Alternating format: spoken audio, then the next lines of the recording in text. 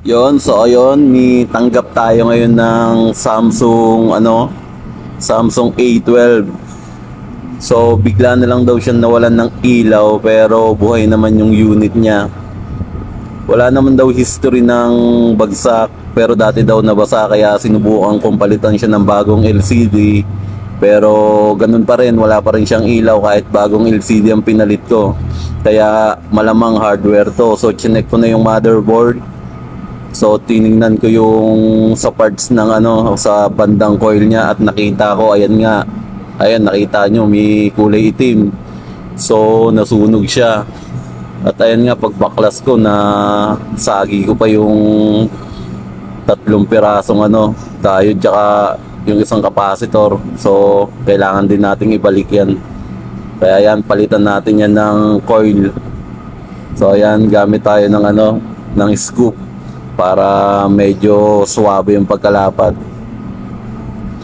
So ayan, process na tayo sa pagpapalit ng coil light niya. Dahil malamang dun talaga ang sira nun kasi nakita nyo naman may itim na yung kumbaga pumutok yun eh. Kaya wala na siyang ilaw kahit anong gawin. So ayan, palitan natin. So ayan, medyo nahirapan pa ako dun sa capacitor sa resistor na maliliit.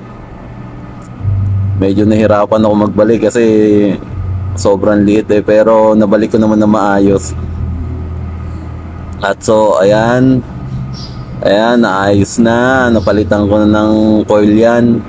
So testing na natin yan. So ayan, salpak na natin yung motherboard sa kanyang sa kanyang back case sa panel niya pala, para matesting natin kung goods na ba yung yung ilaw niya, kung gagana na.